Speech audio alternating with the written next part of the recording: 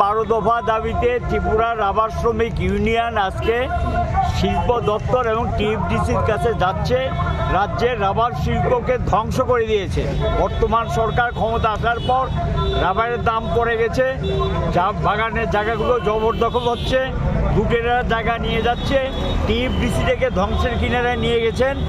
আর সঙ্গে দেখা গেল রাবারের প্রকৃত মূল্য পায় না, তাদের ভর্তুকি দেওয়া হয় না, তাদের বোনাস দেওয়া হয় না, ছুটি ছাটা যেগুলো ছিল টিএফডিসি সব বাতিল করে দিয়েছে এবং খেয়াল খুশি মতো ছাঁটাই করছে। গত 7 বছর 7.5 বছর মধ্যে মজুরি তেমন বাড়ায়নি।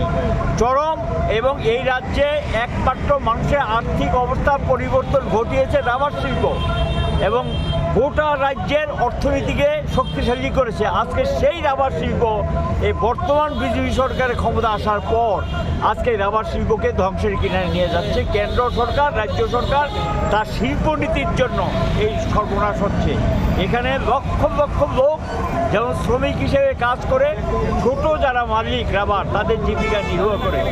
আমরা চাইছি রাবার শিল্পকে রক্ষা করতে হবে এবং রাবারের সঙ্গে যুক্ত শ্রমিকদের রক্ষা করতে হবে। রাজ্যের অর্থনীতির স্বার্থেই এটাকে শক্তিশালী করতে হবে। রাজ্য সরকার এবং কেন্দ্রীয় সরকারকে ভর্তুকি সহ একটা কর্মসূচি নিয়ে এটাকে কীভাবে রক্ষা করা যায় সেই চেষ্টা করতে হবে এবং লুটেরাদের হাত থেকে বাগানগুলো ধ্বংস করে দিচ্ছে টিএফডিসির, এটার হাত থেকে রক্ষা করার জন্য সরকারকে পদক্ষেপ নিতে হবে। আর মণ্ডল থেকে শুরু করে বিজেপি যে সমস্ত দূতাবাসরা আছেন তারা বিভিন্ন জায়গায় এই বাগানগুলোর মধ্যে জায়গার মধ্যে হাত বসাচ্ছেন। এটা সরকার ইচ্ছা করলে বন্ধ করতে পারে, কিন্তু সরকারের সদর্থক কোনো দৃষ্টিভঙ্গি নেই।